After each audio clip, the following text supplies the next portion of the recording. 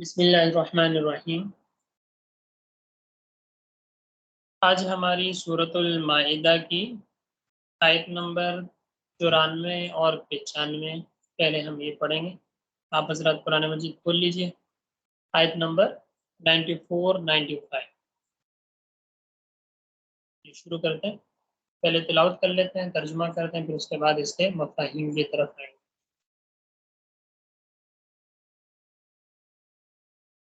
اعوذ باللہ من الشیطان الرجیم،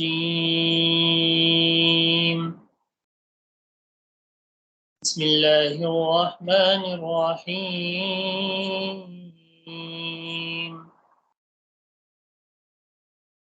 يا أيها الذين آمنوا ليبلونكم الله بشيء من الصيد تناله أيديكم ورماحكم ليعلم الله من يخافه بالغيب فمن اعتدى بعد ذلك فله عذاب أليم۔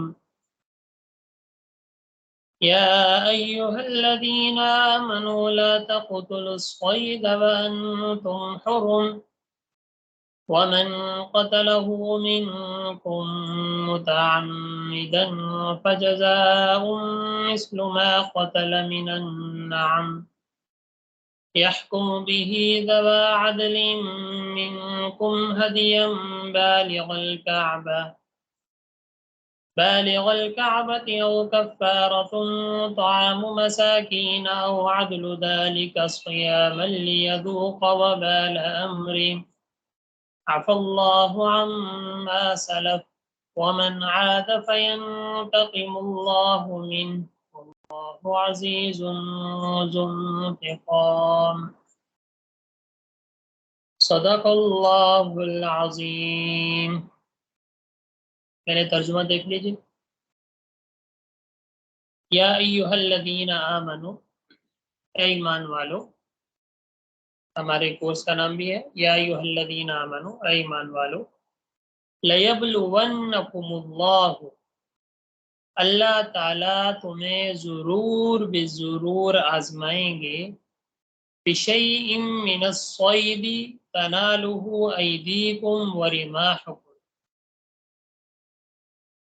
ایک ایسی بات یعنی شکار کے ذریعے سے جس کو تمہارے ہاتھوں اور تمہارے نیزوں نے پا لیا ہو، لیعلم اللہ، تاکہ اللہ تعالیٰ جان لیں، من یخافہ بالغیب، کہ کون ان سے ڈرتا ہے اللہ تعالیٰ کو دیکھے بغیر، بالغیب بن دیکھے۔ فمن اعتدی بعد ذالک، اور جو کوئی اس کے بعد بھی حد سے تجاوز کرے گا، فَلَهُ عَذَابٌ أَلِيمٌ، تو اس کے لیے دردناک عذاب ہے۔ یا ایہا الذین آمنوا، اے ایمان والو، لا تقتلوا الصید وانتم حرم، تم شکار کو قتل نہ کرو جبکہ تم حالت احرام میں ہو یا حدود حرم میں۔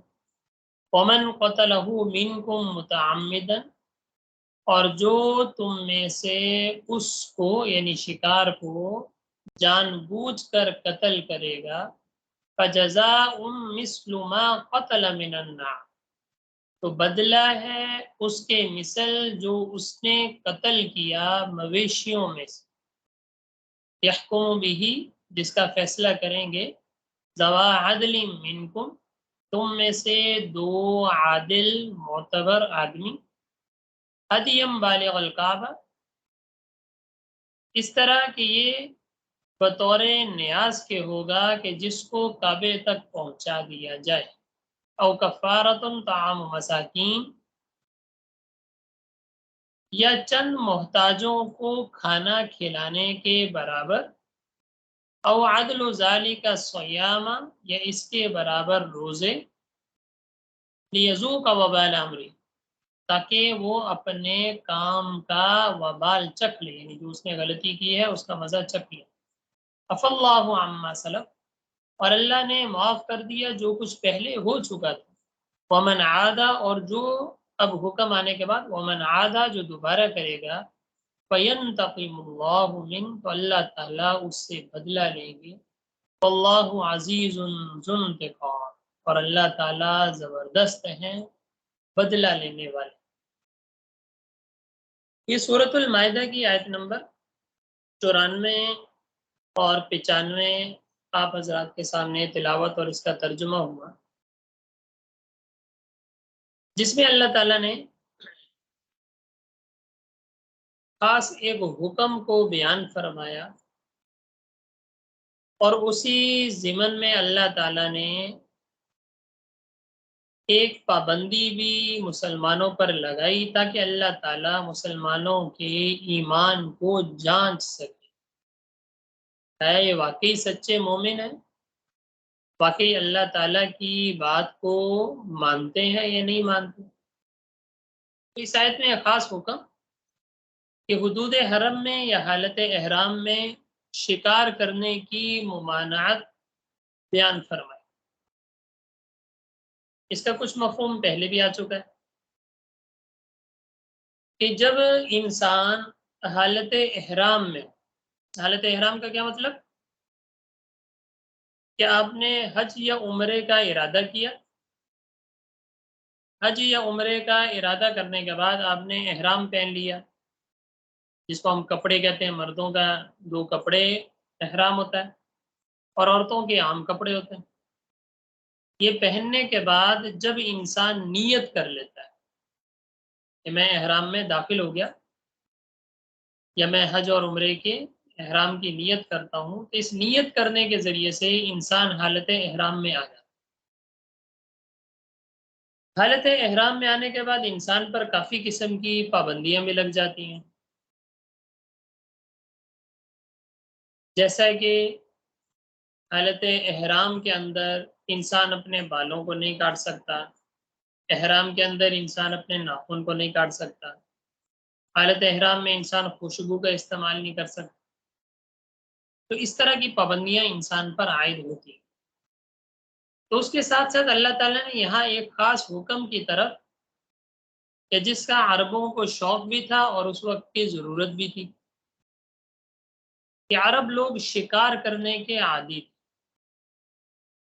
شکار کرتے تھے جانوروں کا، اور شکار کر کے ان کا گوشت کھاتے تھے. جس طرح جنگلی گائے ہو گئی، جنگلی بھینسا ہو گیا، ہرن ہو گیا، نیل گائے ہو گئی. تو یہ ساری چیزیں وہ ہیں جو کہ حلال ہیں. لیکن یہ وحشی جانور، جب وحشی جانور ہیں تو یہ انسانوں سے بھاگتے ہیں، تو ان کو شکار کرنا پڑتا ہے.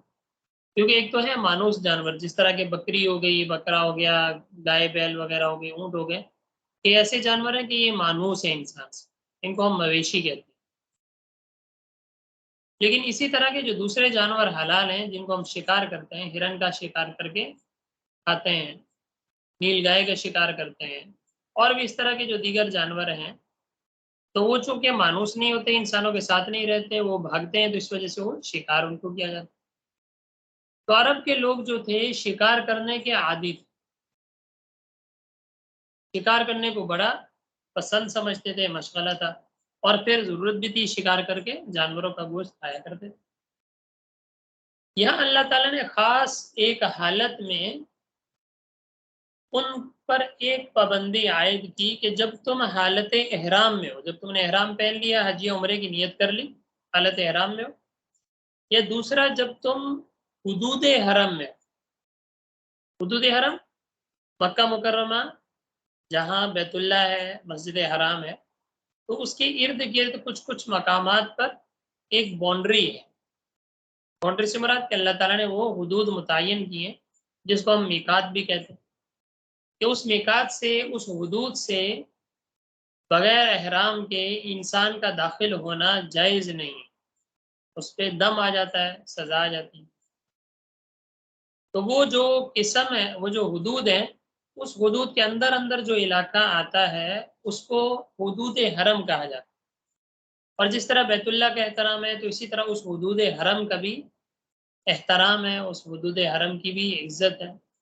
اس میں یہ ہے کہ جب آپ حالت احرام میں ہو، حدود حرم میں ہو، تو ایسی صورت میں وہاں کی جھاڑیوں کو نہ کاٹا جائے، وہاں کے جانوروں کو نقصان نہ پہنچایا جائے، وہاں کے کسی اور چیز کو نقصان نہ پہنچایا جائے، کیونکہ اس علاقے کی، اس جگہ کی عظمت، اس وجہ سے اس کو حرم کہا جاتا ہے۔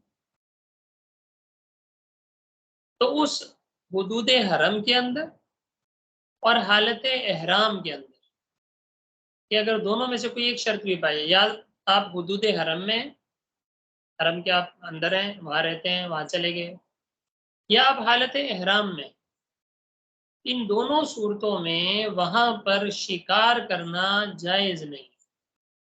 اس آیت میں اللہ تعالیٰ نے شکار کرنے سے منع فرمایا، اور یہ بھی بیان فرمایا کہ من الصید تنالہ ایدیکم ورماحکم، یعنی چونکہ حدود حرم کا علاقہ ہے، تو یہاں جانور تمہارے آس پاس پھر رہے ہوں گے اور انسان بآسانی اس کا شکار کر سکتا ہوگا، اس کے باوجود اللہ تعالیٰ نے یہاں پابندی لگا کہ اگر تمہیں یہاں کوئی شکار نظر بھی آ جائے، چاہے تم حالت احرام میں ہو یا نہ ہو، تب بھی شکار کرنا جائز نہیں، کیونکہ حدود حرم میں ہو۔ یا اگر حالت احرام میں ہو، پھر چاہے تم حدود حرم میں ہو یا حدود حرم سے باہر ہو، دونوں صورتوں میں تمہیں شکار کرنے کی اجازت۔ تو یہ ایک ایسی چیز تھی کہ جس کا عرب والوں کو شوق بھی تھا، اور ان کے لیے یہاں پہ حدود حرم میں وہ چیز میسر بھی تھی، کیونکہ سامنے نظر آ رہا ہے شکار نظر آ رہا ہے، آپ کی گرفت میں ہے، فوراً انسان اس کو پکڑ سکتا ہے، شکار کر سکتا ہے۔ ایسی صورت میں رک جانا یہ بڑے جگرے کا کام۔ اور اسی سے اللہ تعالیٰ نے ہمارے لیے بھی ایک پیغام بھیجا، ایک تو یہ حکم ہے، اور اسی آیت سے کہ جس طرح یہ عرب والوں کو پسندیدہ مشغلہ تھا کہ اور دوسرا شوق بھی تھا، اور دوسرا حدود حرم میں چاروں طرف شکار بھی نظر آ رہا ہے، اس کے باوجود اپنے آپ کو روک لینا یہ کمال کا درجہ ہے۔ تو اسی طریقے سے اس آیت میں پیغام ہے کہ بھلے تمہیں اپنے معاشرے کے اندر گناہوں کے انبار ہر طرف نظر آ رہے ہیں، ہر طرف گناہ ہی گناہ ہے، لیکن اس کے باوجود اپنے آپ کو ان گناہوں سے روک لینا یہ کمال کا درجہ ہے۔ ایک دفعہ مفتی تقی عثمانی صاحب ان کے بیان میں تشریف فرما بیٹھے ہوئے تھے، تو حضرت نے ڈاکٹر عبدالحی عارفی صاحب جو ان کے شیخ ہیں، ان کا واقعہ سنا ہے کہ ایک مرتبہ ان کی مجلس میں ایک آدمی آیا اور اس نے آ کے حضرت سے سوال کیا کہ حضرت دیکھیں، جب قیامت کا دن ہوگا، ہم اللہ تعالیٰ کے پاس چلے جائیں گے، تو ہم اللہ تعالیٰ کو جا کے کہہ دیں گے بھئی اللہ تعالیٰ آپ نے ہمیں ایسے معاشرے میں پیدا کیا تھا کہ جہاں ہر طرف گناہ ہی گناہ تھے، جہاں ہر طرف فضولیات ہی فضولیات تھی، جہاں ہر طرف چوری تھی، ڈکیتی تھی، چغلی تھی، بددیانتی تھی، ناپ تول میں کمی تھی، جھوٹ تھا، فراڈ تھا، معاشرہ ہی ایسے تھا جیسے کہ آج کل ہم بلیم کرتے ہیں۔ تو آپ نے ہمیں ایسے زمانے میں جب پیدا کیا تھا تو ہم کیسے گناہوں سے بچ سکتے؟ آپ بھی ہمیں پیدا کرتے تھے صحابہ کے دور میں، تابعین کے دور میں، آپ صلی اللہ علیہ وسلم کے دور میں آپ ہمیں پیدا کرتے تھے، ہم بھی ان کی طرح ہو جاتے، صحابہ کی طرح، تو ہمارا تو کوئی قصور نہیں۔ تو پھر جب اس آدمی کی یہ بات سنی حضرت نے، تو حضرت نے فرمایا تمہارا سوال تو بڑا معقول ہے، کہ واقعی سوال وزنی ہے، کہ مطلب اللہ تعالیٰ کو کہہ سکتے آپ نے ہمیں ایسے دور میں پیدا کیا، ہر طرف گناہ ہی گناہ تھے، ہر طرف گناہوں کے انبار تھے، گناہوں کی آگ لگی ہوئی تھی، ہم کیسے بچ سکتے تھے؟ آپ ہمیں اچھے دور میں پیدا کرتے تھے، ہم بھی اچھے ہوتے۔ فرمایا سوال تو بڑا معقول ہے، لیکن اگر اللہ تعالیٰ آگے سے یہ پوچھ لیں کہ ارے میاں ٹھیک ہے، ہم نے تمہیں ایسے دور میں پیدا کیا تھا نا، جب ہم نے پیدا کیا تھا تو ان گناہوں سے بچانے والا بھی کون تھا؟ ہم تھے۔ تو تم نے ہم سے مانگا،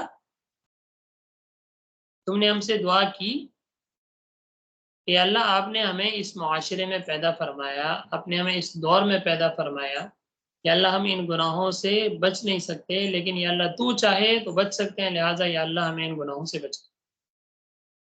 تم نے ایک مرتبہ بھی اللہ تعالیٰ سے دعا کی؟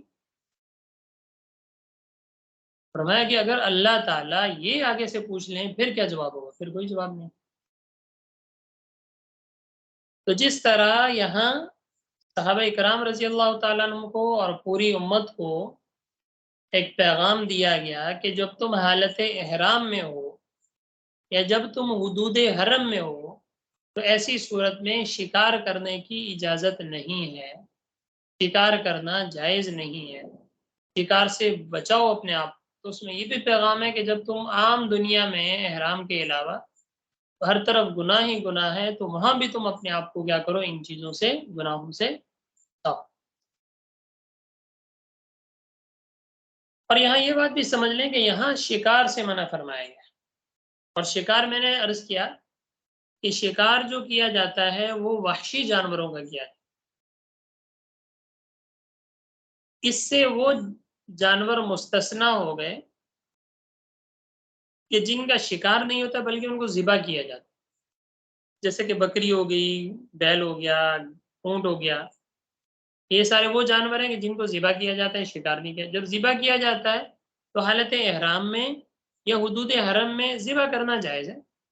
آپ صلی اللہ علیہ وسلم نے احرام کی حالت میں 63 اونٹوں کو ذبح فرمایا تھا، آپ نے پڑھا ہوگا حجۃ الوداع میں۔ تو حالت احرام کے اندر ان جانوروں کو ذبح تو کر سکتے ہیں، اونٹ ہو گیا، بکری ہو گئی، گائے ہو گئی، جو مانوس جانور، لیکن جو وحشی جانور ہیں، درند وحشی جانور ہیں جن کا ہم شکار کرتے ہیں، ان کا شکار کرنا جائز نہیں، چاہے وہ جانور حلال ہو چاہے وہ جانور حرام۔ جیسے شیر ہے، حرام جانور ہے، چیتا ہے، حرام جانور ہے، ہاتھی ہے، حرام ہے۔ تو جس طرح ان جانوروں کا شکار کرنا جائز نہیں ہے جو کہ حلال ہیں، جیسا کہ نیل گائے ہو گئی، ہرن ہو گیا، تو اسی طرح ان جانوروں کا شکار کرنا بھی جائز نہیں ہے جو کہ حرام۔ دونوں جانور برابر، نہ حالت احرام میں کر سکتے ہیں اور نہ ہی حدود حرم میں۔ اب کچھ جانور کہ جن کا اللہ نے استثناء کر دیا، ان جانوروں کا شکار کر سکتے ہیں، ان کو مار سکتے ہیں، جیسے کہ سانپ کا استثناء آ گیا، حدیث میں آ گیا، بچھو کا استثناء آ گیا مثال کے طور پہ، موذی جانوروں کا آ گیا، یا کوئی آپ پہ حملہ آور ہو گیا جانور، ایسی صورت میں کیا بھائی شکار کرنا نہیں، اس کو مارنا ضروری ہے ورنہ وہ آپ کو مار دے۔ یہ جو صورتیں مستثنیٰ ہیں یہ تو مستثنی صورت ہے، اس کی اجازت۔ اسی طرح جو مانوس جانور ہیں ان کو ذبح کرنے کی بھی اجازت۔ ہاں البتہ جو حلال جانور ہیں چاہے حرام جانور ہیں ان کا شکار کرنا جائز نہیں، اس کو اللہ تعالیٰ نے منع فرمایا۔ پھر بھی اگر کسی نے شکار کر دیا اب کیا کرے، تو اب آگے ان آیات میں اللہ نے دوسری آیت میں اس کی سزا کو بیان فرمایا کہ مثال کے طور پہ کوئی آدمی ہے، اس کو پتہ نہیں تھا، اس نے حدود حرم میں دیکھا ہرن ہے تو اس نے شکار کر دیا، بھلے غلطی سے ہو گیا بھلے جان بوجھ کے کیا، دونوں صورتیں برابر ہیں، دونوں صورتوں میں اب سزا لازم ہے۔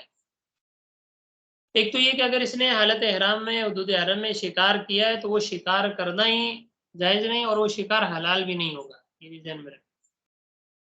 اور پھر اس کے بدلے اس کا اس کو بدلہ دینا پڑے گا۔ اب بدلہ کیا دے گا، اس کی سزا کیا ہے؟ سزا 3 قسم کی۔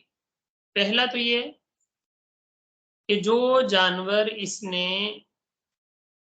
شکار کیا ہے، ہرن شکار کیا ہے، اگر وہ جانور حلال ہے، جس طرح کہ ہرن ہے، یہ نیل گائے ہے، کوئی بھی، تو اگر وہ حلال ہے تو لہذا اسی کے مثل جو مانوس جانور ہیں، بکری، گائے، اس میں سے اس کو ذبح کرنا پڑے۔ مثال کے طور پہ آپ نے ہرن کا شکار کر لیا، اب ہرن تو ان جانوروں میں سے ہو جو وحشی ہیں، جو کہ بھاگ جاتے ہیں، مانوس نہیں۔ اب اس کے برابر دیکھا جائے مویشیوں میں سے کون سا ہے، بکری اس کے برابر ہے، تو لہٰذا بکری کو ذبح کیا جائے۔ اگر آپ نے نیل گائے کو مارا ہے تو لہذا ایسی صورت میں نیل گائے کا متبادل کیا ہے، جو ہمارا بیل ہوتے ہیں، بھینس ہوتی ہے، گائے ہوتی ہے، تو لہذا اس کو حدود حرم میں کعبہ کے پاس جا کے اس کو ذبح کرنا، جہاں مقام ہے اس کو ذبح کرنا ضروری ہے۔ اور یہ بطور سزا کے ہوگا کہ آپ نے جب شکار کرنا منع تھا تو آپ نے کیوں ہرن کا شکار کر لیا، جب اب شکار کیا لہذا اس کی سزا یہ ہے کہ اب ہرن کا متبادل جو بکری ہے، لہذا اس کو کیا کیا جائے، حدود حرم میں جا کے بطور نیاز کے اس کو کیا کیا جائے، ذبح کر دیا جائے۔ اب یہ اس کا بدلہ ہے۔ اور اگر کوئی حرام جانور کا شکار ہو گیا، شیر ہو گیا، ہاتھی ہو گیا، ایسی صورت میں پھر حلال جانوروں سے صرف بکری کو کیا کر دیا جائے گا؟ ذبح کر دیا جائے گا. یہ اس کا کفارہ ہو جائے گا، یعنی جو گناہ ہے وہ گناہ معاف ہو جائے گا. ایک صورت تو یہ. اور دوسری جو اس کے بعد ہے او کفارۃ طعام مساکین، یا اس کے بقدر مسکینوں کو کھانا کھلایا جائے. اس کے بقدر جو جانور مارا ہے، اب جو جانور مارا ہے اس کی قیمت لگائی جائے. قیمت کون لگائے گا؟